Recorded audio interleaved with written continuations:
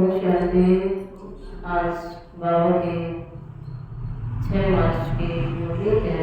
मीठे बच्चे, जैसे तुम आत्माओं को ये शरीर रूपी सिंहासन मिला है, ऐसे बाप भी इस दादा के सिंहासन पर विराजमान है।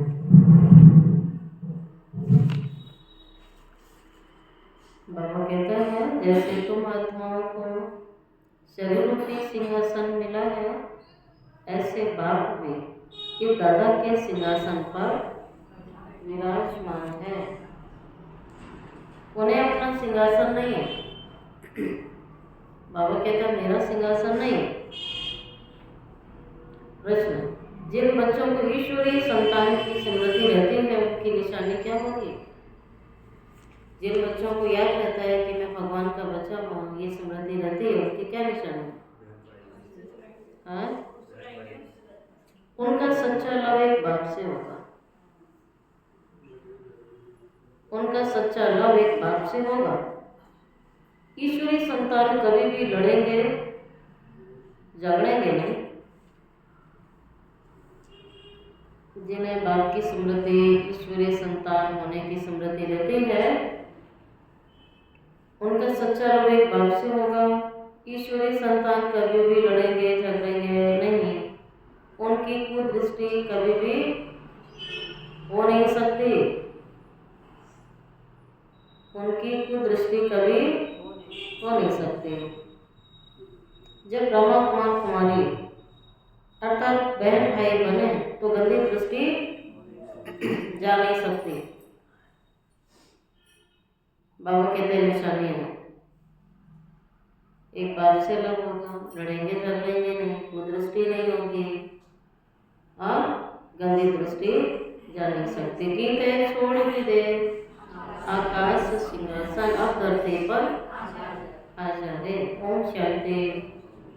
बच्चे जानते हैं, बाबा ने आकाश सिंहासन छोड़कर अब दादा के तन को अपना सिंहासन बना लिया है।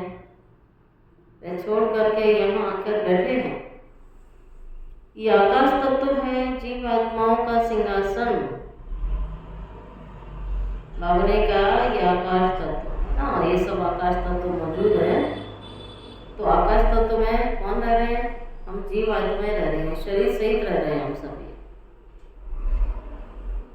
आत्माओं का सिंहासन वह महतत्व है, अर्थात परम धाम है, और आकाश सिंहासन है, बाबा कह रहा है, जीव आत्माओं का। बाबा कहता है, कोई परम धाम में आकाश है क्या? फिर आकाश तत्व तो यहाँ मौजूद है जहाँ जीवात्माएं रह रही हैं। आत्माओं का सिंहासन महतत्व है। जहाँ तुम आत्माएं बिगड़ शरीर रहती थी, जैसे आकाश में सितारे खड़े हैं, वैसे तुम आत्माएं भी बहुत छोटी छोटी वहाँ रहती हो। परम धाम में जैसे तारे हैं, आत्माएं भी ब्रह्म महतत्व में रहती हैं, जैसे आकाश में सितारे खड़े। आत्मा को दिव्य दृष्टि बिगड़ तो देखा नहीं जा सकता है। तुम बच्चों को अभी ये ज्ञान मिला है। जैसे स्टार कितना छोटा है, वैसे आत्माएं भी बिल्ली मिसल है। अब बाप ने सिंहासन तो छोड़ दिया है। बाप कहते हैं, तुम आत्माएं भी सिंहासन छोड़ करके या इस शरीर को अपना सिंहासन बनाती हो। मुझे भी जरूर शरीर चाहिए। आत्माओं ने अपना अपना शरीर लिया है। बाबा ने कहा, मुझे भी तो चाहिए, लेकिन मनुष्यों सदृश वो जन्म नहीं लेता है, वो अजन्मा है। इसलिए बाबा कहते हैं, मैं पराई तन का माध्यम बनाता हूँ। मुझे बुलाते हैं पुरानी दुनिया में और गीत गाते हैं, दूर देश का रहने वाला आगे आया देश पर। ठीक है, 2 गीत सुन लिया आपने, याद रखना। पहले कौन सा सुना? और दूसरा है, दूर देश का रहने वाला आया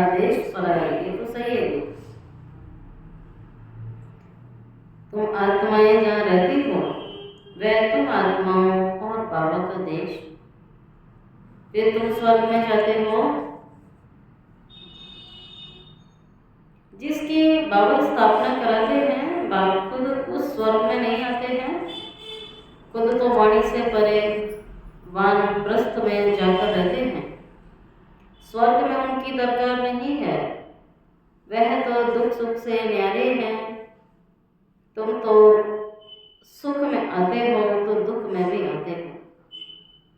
बाबा कहता है मैं सुख दुख से भी न्यारा हूँ, जन्म मरण से भी न्यारा हूँ।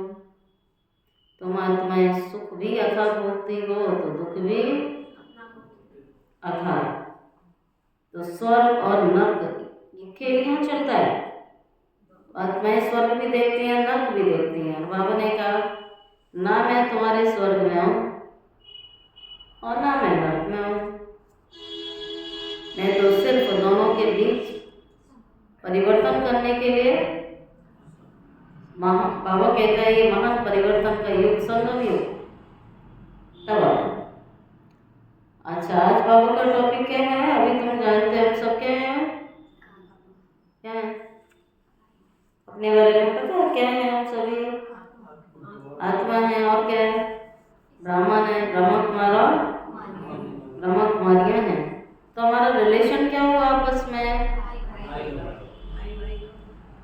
यही है ना।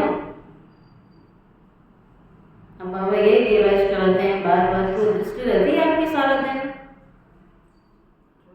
पूरे दिन में ये दृष्टि रहती है कि आत्मा रूप में मेरा भाई मेरी बहन है, इसके सिवाय कुछ भी नहीं आना चाहिए। एक दो में दृष्टि का ख्याल कभी नहीं आना चाहिए। आज की मुरली की अंडरलाइन है, कुदृष्टि का ख्याल कभी नहीं आना चाहिए। यहाँ तो तुम बाप के सम्मुख बैठे हो, आपस में बहन भाई तुम पवित्र रहने की युक्ति देखो कितनी अच्छी है। जो बाबा ने आत्मा का पाठ पढ़ाया है, बाबा कहते हैं पवित्र रहने की युक्ति कितनी अच्छी है। ये बातें किसी शास्त्रों में है नहीं। सभी का बाबा एक है तो सभी बच्चे हो गए। बच्चों को आपस में लड़ना झगड़ना भी नहीं चाहिए। इस समय तुम जानते हो ईश्वरीय संतान है। पहले आसुरी संतान थे, अब संगम पर ईश्वरीय संतान बने हैं, फिर सतयुग में दैवी संतान होंगे। ये चक्र का बच्चों को मालूम पड़ा है। तुम ब्रह्मा कुमार और ब्रह्मा कुमारियां हो, तो फिर कभी तुम्हारी कुदृष्टि नहीं जाएगी। जब आपको ये स्मृति रहेगी तो कुदृष्टि कभी भी नहीं जाएगी, क्योंकि हम ईश्वरीय संतान हैं। सतयुग में कुदृष्टि नहीं होती है, कुदृष्टि रावण के राज्य में होती है। बाबा ने कहा ये कुदृष्टि का सिस्टम रावण के राज्य में आता है, तो बच्चों को सिवाय एक बाप के और कोई की याद रहनी भी नहीं चाहिए, सिवाय बाप के और किसी की भी याद रहनी नहीं चाहिए। सबसे जास्ती लव किससे होना चाहिए? आप चेक करो, है सबसे ज्यादा लव एक बाप से है, माता से, पिता से, भाई से, बहन से, पति से, बेटे से, किससे? बाबा पूछ रहा है। सर्व संबंधी मुझे बना लिया। बाबा कहता है सारे रिश्ते नाते बाप से जोड़ लोगे तो किसी भी रिश्ते नाते में बुद्धि तुम्हारी जाएगी नहीं। बाप ही मेरा है, टीचर भी है, शिक्षक भी है, सदगुरु भी है, साथी भी है, सब कुछ है। तो बुद्धि तो संबंधों में जाती है और संबंध हमने बाप से जोड़ लिए है, तो बुद्धि किसी भी संबंध में नहीं जाएगी। और जिस संबंध में जाती है माना कि वो संबंध अभी हमने बाबा से जोड़ा ही नहीं है, क्योंकि जीवन चलाने के लिए हर संबंध की आवश्यकता होती है। बाबा कहता है मेरे साथ सर्व संबंध जोड़िए और सर्व संबंधों का रस एक बाबा से लो। ये कोई भी नहीं जानते, शिव बाबा को भी नहीं जानते। जैसे देवियों को सजा करके पूजा करके डोल देते हैं ना, शिव बाबा का भी मिट्टी का लिंग बनाए, पूजा आदि कर फिर मिट्टी मिट्टी में मिला देते, जैसे रावण को भी बनाकर फिर जला देते हैं और समझते कुछ भी नहीं। देवियों की मूर्तियां बनाएंगे, शिवलिंग बनाएंगे, और तीसरा क्या बोला? रावण का बुत बनाते हैं। तब बाबा कहता है waste of money, waste of time और वेस्ट ऑफ एनर्जी। बनाया लोगों के आ जाते हैं, रावण बनाएंगे जला देंगे। कहते भी हैं अभी रावण का राज्य है, राम राज्य की स्थापना होनी है। गांधी जी भी चाहते थे कि संसार में राम राज्य आ जाए, तो इसका मतलब रावण का राज्य चल रहा है ना। फिर जो बच्चे इस रावण के राज्य के अंदर काम चिता पर बैठ करके चल गए थे, बाबा आकर फिर से उन पर ज्ञान वर्षा कर रहे हैं। जो रावण के राज्य में आके काम चिता में भस्मीभूत हो गए, जल गए, काले हो गए, विकारों के इतने परवश हो गए, तो बाबा कहता है मैं ज्ञान वर्षा करता हूँ, सबका कल्याण करते। जैसे सूखी जमीन बरसात पड़ने से घास निकल आती है ना, हरी भरी हो जाती है। सूखी होगी तो कुछ भी नहीं निकलेगा, लेकिन जैसे ही उसमें पानी पड़ेगा तो कुछ ना कुछ अपने आप उग जाता है, घास भी उग जाती है, माना हरियाली हो जाती है। तुम्हारे पास भी ज्ञान की वर्षा न होने से कितने कंगाल बन गए थे। किसी ने रोका, किसी ने समझाया, बस खाया पिया सोया, बेकार में गए, यही जन्म जन्म किया। धन कमाया, व्यसनों में गए और धन गवाया। विकारों के कारण मन के रोग, शरीर के रोग हुए। तुम भालो बच्चे ग्रस्त, फिर बाप कहते हैं ज्ञान वर्षा होती है तो तुम बच्चे विश्व के मालिक बन जाते हो। तुम विकारों में आके कंगाल बन गए, बाबा ज्ञान वर्षा करते, बाबा कहता तुम काम चिता पे जल गए, बाबा हमें विश्व का मालिक बनाते, बस तुम बच्चे ग्रस्त व्यवहार में रहते हो। परंतु अंदर में तुम्हें खुशी रहनी चाहिए ना। दुनिया की भाषा नहीं बोलनी है, क्या करें, गृहस्थी है, देखना पड़ता है, करना पड़ता है। बाबा कहता है तुम तो ट्रस्टी हो ना भी, गृहस्थ व्यवहार में रहते बच्चों को बहुत खुशी रहनी चाहिए। जैसे कोई गरीब के बच्चे पढ़ते हैं तो पढ़ाई से बैरिस्टर आदि बन जाते हैं, वो भी बड़ों बड़ों के साथ बैठते खाते पीते हैं। भिलनी की बात भी शास्त्रों में है ना, भिलनी के क्या खाए थे? बेर खाए थे।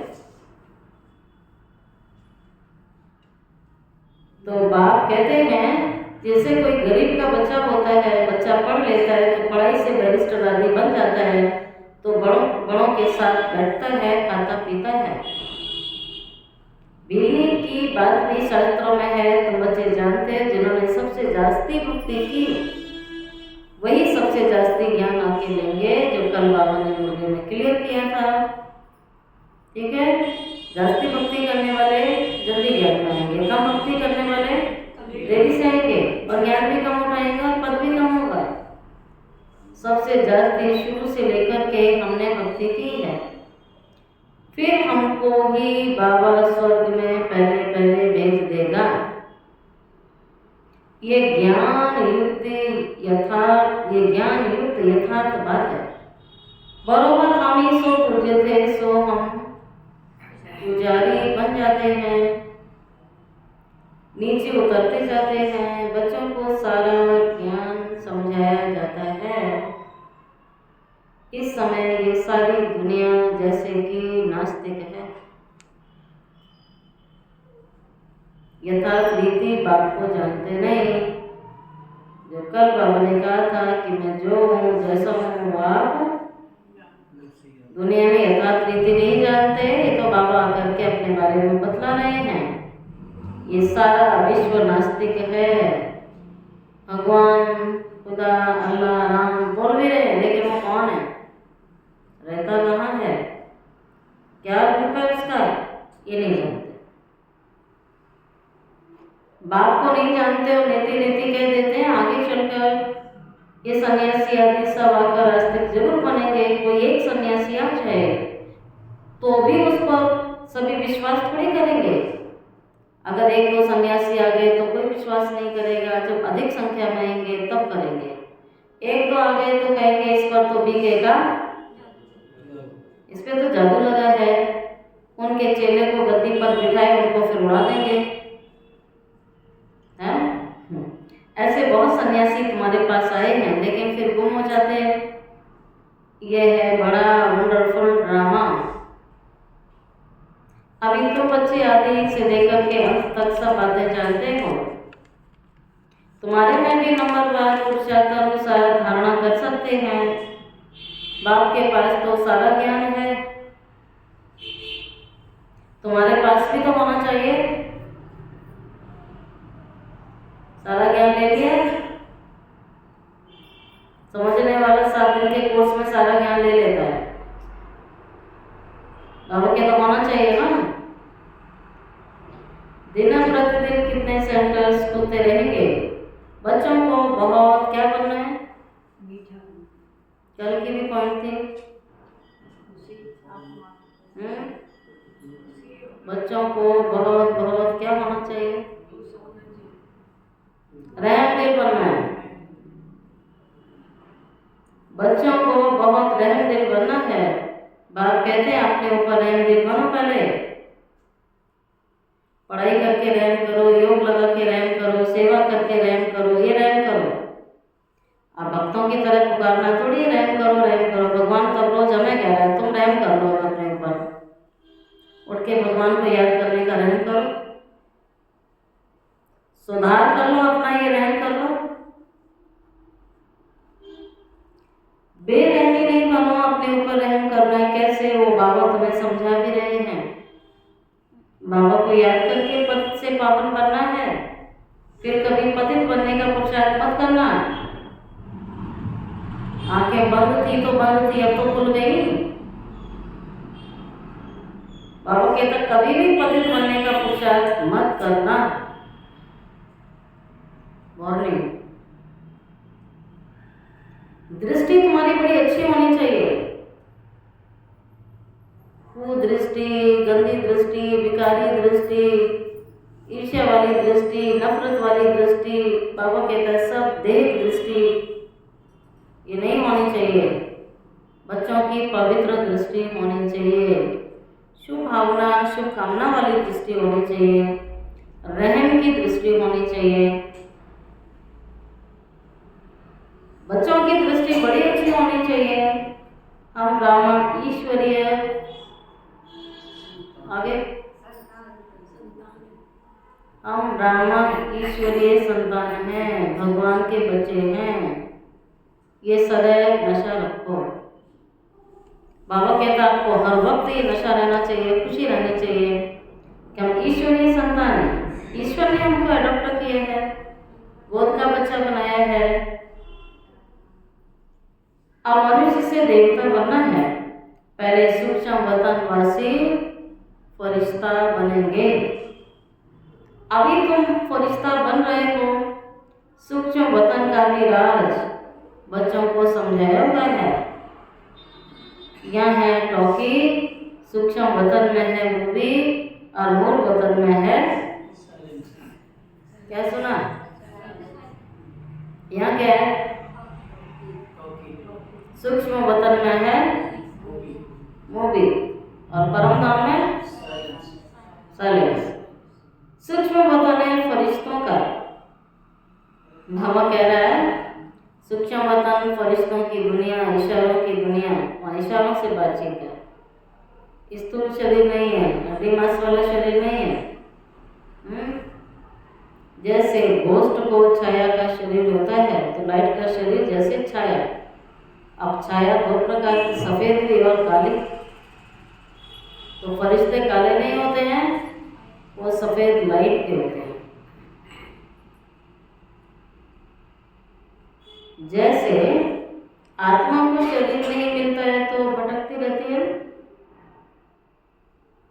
सुशील भाई क्या सुना?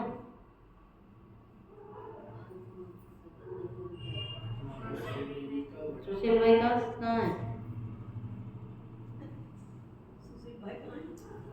क्लास में है? आंखें बंद नहीं होनी चाहिए किसी की। आत्मा को शरीर नहीं मिलता है, भटकती रहती है, उसको घोस्ट कहा जाता है। उनको इन आंखों से भी जिन आत्माओं को शरीर नहीं मिलता है, बाबा कह रहा है वो भटकती रहती हैं, उन्हें भूत कहा जाता है, घोस्ट कहा जाता है। उनको इन आंखों से भी देख सकते हैं। ये फिर सूक्ष्म वतनवासी फरिश्ते हैं। ये सब बातें बहुत समझने की हैं। मूल वतन, सूक्ष्म वतन, स्थूल वतन, इनका तुमको ज्ञान मिला है। पढ़ाई में बाबा ने सब पढ़ाया है। 3 लोकों का ज्ञान दिया है, 3 देवों का ज्ञान दिया है, तीसरी आंख का ज्ञान दिया है, त्रिलोकीनाथ का ज्ञान दिया है। चलते फिरते बुद्धि में सारा ज्ञान तुम्हारी बुद्धि में रहना चाहिए। चलते फिरते सारा बुद्धि में ज्ञान रहना चाहिए। हम वास्तव में मूल वतन के रहवासी हैं। अभी हम वहाँ जाएंगे, वह सूक्ष्म वतन। बाबा सूक्ष्म वतन इस समय रच रहे हैं। पहले सूक्ष्म फिर स्थूल चाहिए। अब ये संगम युग चल रहा है, इसको बाबा ईश्वरीय युग कहते हैं। जिस युग में स्वयं ईश्वर आता है, ये ईश्वरीय युग है। और ईश्वरीय युग में आकर के ईश्वरीय विश्वविद्यालय की स्थापना करता है, इसलिए ईश्वरीय विश्वविद्यालय कहलाता है।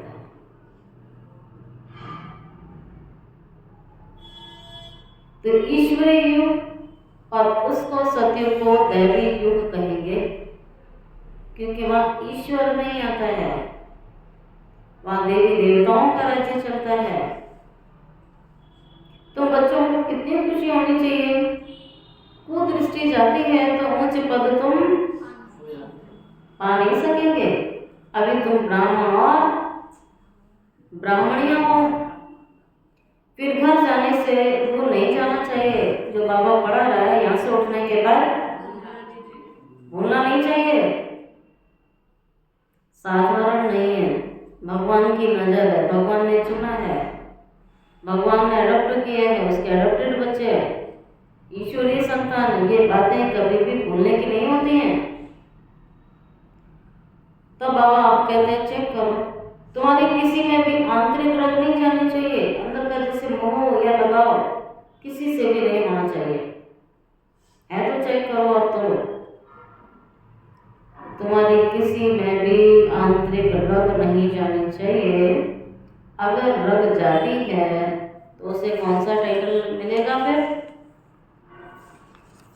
किसी में मोह की रग जाती है, अंदर से रग जुटी है, उसे क्या कहेंगे फिर? ना, मोह की बंगड़ी, ये टाइटल है उसका। मोह की बंगड़ी कहलाएगा। अंदर की रग जुटी हुई है, मोह टूटता नहीं है। तुम्हारा धंधा ही है सबको पावन बनाना। ये धंधा नहीं भूलना है। तुम विश्व को स्वर्ग बनाने वाले हो।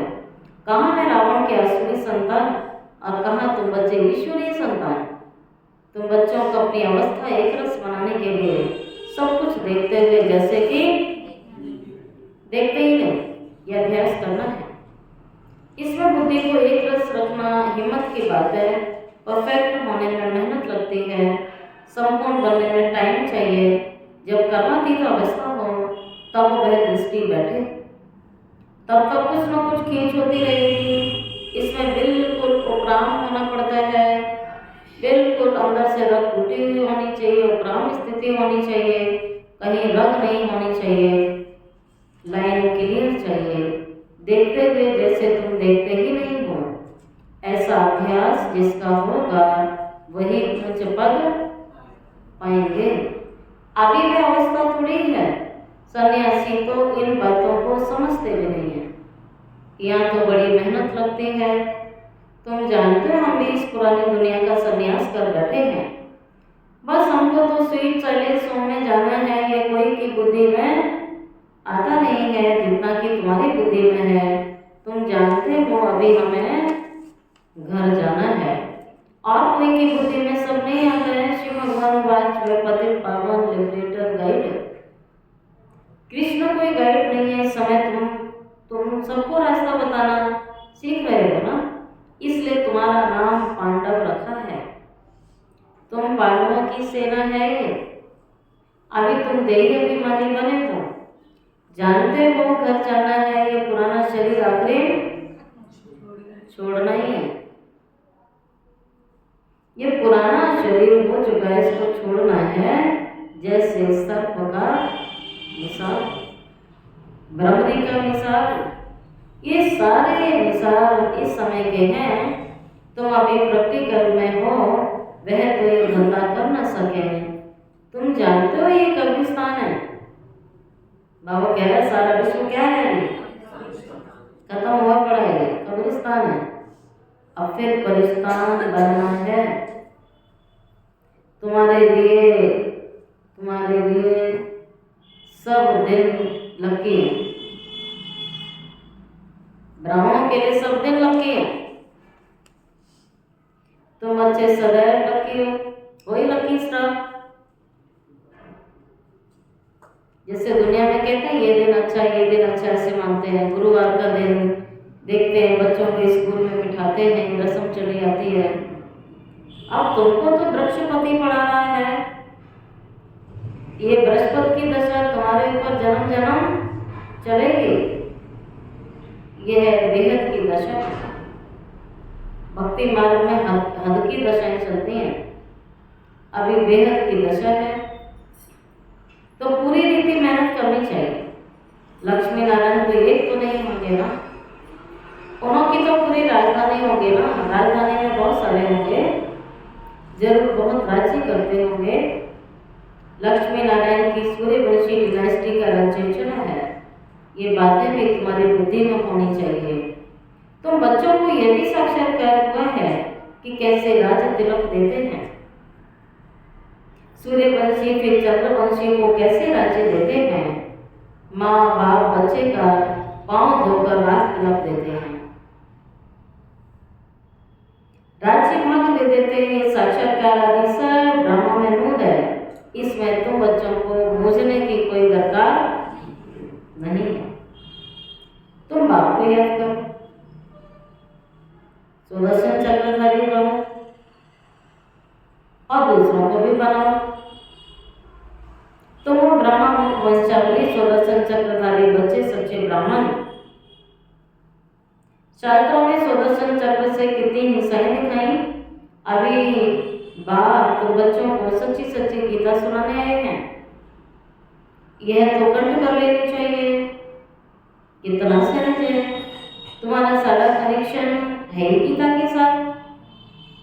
गीता में ज्ञान भी है तो योग भी है। तुमको भी एक ही किताब बनाना चाहिए। योग का किताब अलग क्यों बनाना चाहिए। आजकल योग का बहुत नामाचार है, इसलिए नाम रखते हैं ताकि मनुष्य के समझें। आखिर ये भी समझेंगे योग एक बाप से लगाना है। जो सुनेंगे वह फिर अपने धर्म में आकर के ऊंचा पद पाएंगे। किसी भी धर्म की आत्मा ज्ञान लेगी बाबा से आके तो वो अपने धर्म में ऊंच पद पाएगी। संदेश लेंगे, बाबा से अंजलि लेंगे, अपने धर्म में ऊंच पद मिलेगा। जो भी ज्ञान सुनेंगे आगे, आज जो पढ़ाई को अच्छी रीति पढ़ते रहेंगे लंबे काल तक, वो देवी देवता धर्म में ट्रांसफर होंगे। अच्छा मीठे मीठे सिखी हृदय बच्चों प्रति माता पिता बाप दादा का याद प्यार। गुड मॉर्निंग रूहानी बाप की रूहानी बच्चों को नमस्ते। रूहानी बच्चों की रूहानी बाप दादा को याद प्यार, गुड मॉर्निंग और नमस्ते नमस्ते नमस्ते। शुक्रिया बाबा, शुक्रिया बाबा, शुक्रिया बाबा। धारणा के लिए मुख्य सार अपने ऊपर आप ही रहम करना है। अपने ऊपर आप ही रहम करना है। अपनी दृष्टि बहुत अच्छी पवित्र रखनी है। ईश्वर ने मनुष्य से देवता बनाने के लिए आपको अडॉप्ट किया है, अपना गोद का बच्चा बनाया है। इसलिए पतित बनने का कभी भी ख्याल बाबा के ख्याल भी नहीं आना चाहिए। संपूर्ण कर्मातीत अवस्था को प्राप्त करने के लिए सदा उपराम रहने का अभ्यास करना है। इस दुनिया में सब कुछ देखते हुए भी नहीं देखना है। इसी अभ्यास से अवस्था एक रस बनानी है। वरदान, हर कदम में पद्मों की कमाई जमा करने वाले, सर्व खजानों से संपन्न, तृप्तात्मा भव। हर कदम में पद्मों की कमाई जमा करने वाले, सर्व खजानों से संपन्न व तृप्तात्मा भव। जो बच्चे बाबा की याद में रहकर हर कदम उठाते हैं, वह कदम कदम में पद्मों की कमाई जमा करते हैं, जो याद में उठाते हैं। इस संगम पर ही पद्मों की कमाई की खान मिलती है। संगम युग जमा करने का युग है। अभी जितना जमा करना चाहो उतना तुम कर सकते हो। एक कदम अर्थात एक सेकंड भी बिना जमा के ना जाए, अर्थात व्यर्थ ना हो, सदा भंडारा भरपूर हो। आप प्राप्त कोई वस्तु नहीं है। किसके खजाने में? ब्राह्मणों के खजाने में। बाबा के किताब प्राप्त कोई वस्तु नहीं है ब्राह्मणों के खजाने में, क्योंकि संपन्न आत्मा है। ऐसे संस्कार होने चाहिए। जब अभी तृप्त ऐसी तृप्त संपन्न आत्मा बनेंगे, तब भविष्य में अखंड खजानों के मालिक होंगे। स्लोगन, कोई भी बात में अपसेट होने की बजाय नॉलेजफुल की सीट पे सेट रहो। कोई भी बात में अपसेट होने के बजाय नॉलेजफुल की सीट पे सेट रहो। मातेश्वरी जी के अनमोल महावाक्य, आधा कल्प ज्ञान ब्रह्मा का दिन, आधा कल्प भक्ति मार्ग ब्रह्मा की रात। आधा कल्प ब्रह्मा का दिन, आधा कल्प भक्ति ब्रह्मा की रात। अब रात पूरी होके सवेरे में जाना है। परमात्मा आकर अंधियारे की अंत कर सोचने की आदि करता है। ज्ञान से रोशनी है, भक्ति से अंधेरा है। गीत में कहते हैं, इस पाप की दुनिया से कहीं दूर ले चलो। चित्त चैन जहाँ पाए, ये बेचैन दुनिया है जहाँ चैन नहीं है। मुक्ति में बाबा कहता है, न चैन है न बेचैन है, सत्य त्रेता में चैन की दुनिया है। जिस सुख धाम को सारा संसार याद करता है। अब तुम चैन की दुनिया में चल रहे हो, वहां पे अपवित्र आत्मा जा नहीं सकेगी। वे अंत में धर्मराज के डंडे खाकर कर्म बंधन से मुक्त होकर के शुद्ध संस्कार ले जाएंगे, क्योंकि वहां ना अशुद्ध संस्कार होते हैं ना पाप होता है। जब आत्मा अपने असली बाप को भूल जाती है, तो यह भूल भुलैया का अनादि खेल हार जीत का बना हुआ है। इसलिए अपन इस सर्वशक्तिवान परमात्मा के द्वारा शक्ति लेके विकारों के ऊपर विजय पहन 21 जन्मों के लिए राज्य भाग्य ले रहे हैं। ओम शांति। अव्यक्त की शरण है, सत्यता और सभ्यता रूपी कल्चर को अपनाओ। रोज बाबा इस टॉपिक पर समझा रहे हैं। आपके बोल में स्नेह भी हो, मधुरता भी हो और महानता भी हो और सत्यता भी हो। ठीक है, बोल कैसे होने चाहिए? बोल में स्नेह भी हो, मधुरता भी हो, महानता भी हो, सत्यता भी हो, लेकिन स्वरूप की नम्रता भी हो। ईगो नहीं होना चाहिए। निर्भय होकर अथॉरिटी से बोलो, लेकिन बोल मर्यादा के अंदर होना चाहिए। दोनों बातों का बैलेंस होना चाहिए। जहाँ बैलेंस होता है वो कमाल दिखाई देती है और वह शब्द कड़े नहीं मीठे लगते हैं। अथॉरिटी और नम्रता दोनों के बैलेंस की कमाल दिखाओ। यही है बाप की प्रत्यक्षता का साधन। ओम शांति।